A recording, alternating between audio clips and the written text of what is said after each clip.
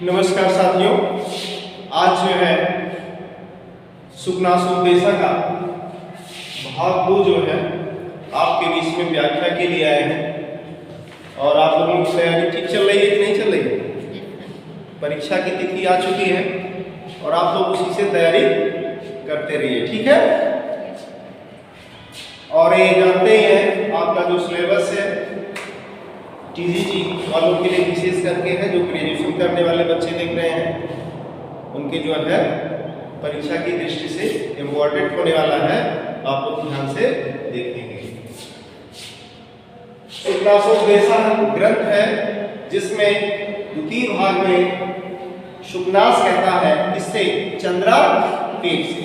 देखिए इस ग्रंथ का जो मुख्य वक्ता है शुकनास है, जो महामंत्री है राजा तारापीठ का, और वह उनके चंद्रापीठ पुत्र को जो है उपदेश स्वरूप कहता है कि सततम अमूल मंत्र संयोग।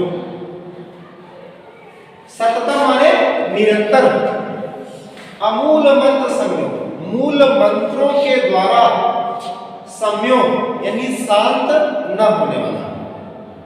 क्या? विषय विषा स्वाद मूसा, विषय विषा स्वाद यानी विषय रूपी जो विष होता है उसका जो स्वाद होता है, स्वाद रूपी जो मोह है वह जो है शांत नहीं होता है, क्योंकि वह बहुत विषमो यानी विषम होता है, बहुत भयंकर होता है। विषय रूपी जो मोह है, जो राग है, वह बहुत भयंकर होता है, वो शांत नहीं होता है। ऐसा सुखनास जो है चंद्रापीठ को कह रहा है। और कह रहे हैं दूसरे पंक्ति में, नित्यम स्नान शौच बद्यो बलवान रागम अवलेपम। नित्य माने प्रत्येक दिन, प्रत्येक दिन स्नान यानी नहा धो करके, स्नान करके शौच बद्यो यानी शौच आदि जो क्रियाएं हैं यह मनुष्य प्रतिदिन करता है, नित्य करता है। और रागाम अवलेप, वो राग रूपी जो अवलेप है, कौन सा? विषय रूपी जो राग है, लोभ है, मोह है, क्रोध है, वह नित्य स्नान करने के बाद भी नहीं साफ होता है। क्योंकि शरीर का ऊपरी काया साफ होता है स्नान करने से, आपका अंतःकरण नहीं होता है। वह इतना बलवान होता है, इतना शक्तिशाली होता है। ठीक, आगे चले। अजस्र छपावसान, अजस्र माने ऐसे निरंतर, छपावसान, छप माने नेत्र, अवसानम यानी रात्रि के बीत जाने पर, अजस्रम अक्ष पासा अवसान, अजस्र माने निरंतर, छपावसान, छप माने रात्रि के, अवसान यानी बीत जाने पर, यानी रात्रि के बीत जाने पर प्रबोध पूरा, ऐसे प्रबोध और भोर में कह रहे हैं कि राज्य सुख सन्निपात निद्रा, राज्य रूपी जो सुख है, राज्य रूपी जो सुख है वह इतना सन्निपात होता है, इतना घोर होता है, इतना कठोर होता है कि निद्रा भवती यानी रात्रि के व्यतीत हो जाने पर भी उसकी आंखें नहीं खुलती। कैसे? राज्य रूपी सुख में जो लीन हो जाता है वह जो है ऐसे रात्रि अक्षपावसान, ऐसे रात्रि के व्यतीत हो जाने पर जो राज्य रूपी सुख की निद्रा होती है वो इतनी घोर होती है, भयंकर होती है कि रात्रि के भवती यानी जो है रात्रि के बीत जाने पर वह टूटती नहीं है। और आगे देखेंगे, विस्तारेण अभिधीयसे, विस्तारेण अभिधीयसे। सुखनास मंत्री कह रहा है कि विस्तार पूर्वक अभिधीयसे माने कह रहा है। किससे कह रहा है? सुपनाथ से। किससे कह रहा हूं बच्चों? सुपनाथ से कह रहा है। इसलिए मैं अब विस्तार पूर्वक तुमसे कह रहा हूं कि राज्य रूपी जो सुख होता है उसका विष रूपी मोह जो है, राग जो है, इतना भयंकर होता है कि राज्य के व्यतीत हो जाने पर वह मुक्ति नहीं। कुर्सी की लालच इतनी भयंकर होती है कि लोग उसमें क्या से क्या नहीं कर जाते हैं। आगे देखेंगे, गर्भेश्वरत्वम। गर्भेश्वर, गर्भधन ऐश्वरत्वम, यानी गर्भ से जिसको ऐश्वर्य की प्राप्ति हो। तुम राजा के लड़के हो, तुमको गर्भ से ही अपना ऐश्वर्य की प्राप्ति हुई है।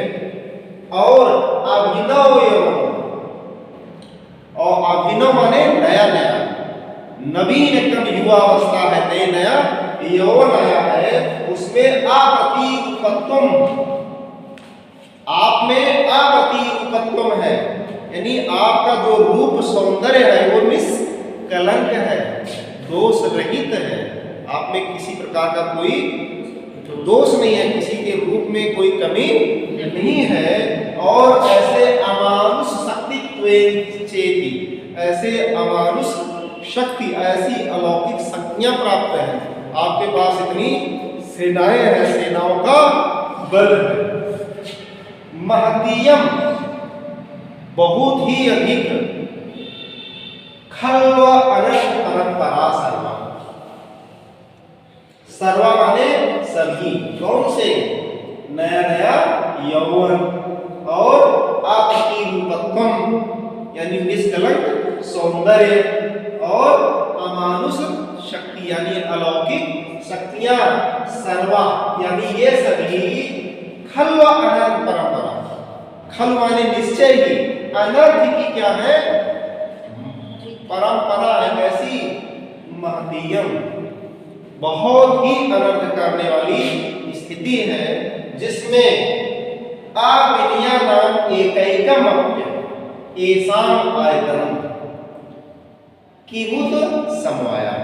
इसमें जो है अविनिया नाम एकैकम, यानी अविनिया नाम कहने का मतलब जो है कि यह जो है अविनिया नाम यानी उच्च श्रृंखला, उच्च श्रृंखलाओं में एकैकम यानी उदंडता करने के लिए या दुष्टता करने के लिए एकैकम, एक ही पर्याप्त है, एक ही पर्याप्त है। और आयतनम यानी घर कहा जाता है। आपके घर में कोई बच्चा अगर थोड़ा सा चंचल स्वभाव का है, घर में इधर उधर तोड़ फोड़ करता है और बच्चों को मारता है भैया, बदमाशी का ये घर हो गया है। तो वही कह रहे हैं, यह श्रृंखलाओं का एकैकम एक ही होता है, तो उसको क्या कहते हैं? घर कहते हैं। लेकिन कह रहे हैं कि वो तो समवाया, अगर वह चारों समवाय में आ जाए, समूह रूप में आ जाए, कहने का मतलब भाई नया नया यौवन प्राप्त हो जाए, ठीक है, और गर्भ से ही जिसको नया यौवन प्राप्त हो जाए, और अप्रतिरूपत्व यानी निष्कलंक सौंदर्य मिल जाए, और अमानवीय शक्ति मिल जाए, यानी अलौकिक शक्तियां प्राप्त हो जाए, तो क्या हो जाएगा?